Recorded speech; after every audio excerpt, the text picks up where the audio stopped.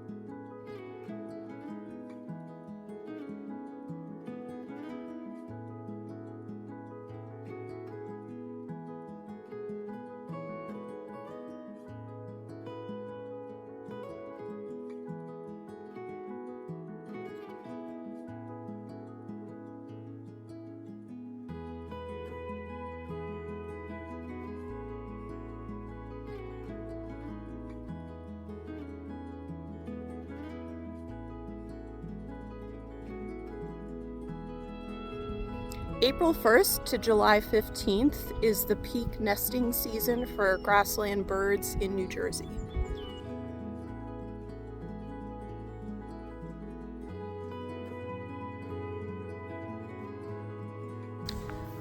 In addition to managing grassland habitat at the right times of the year to avoid nesting season, it's also really important to manage vegetation height correctly. So the field that I'm in right now, a little hard to see, but the grass here is probably about 12 to 18 inches high, which is really ideal in nesting season.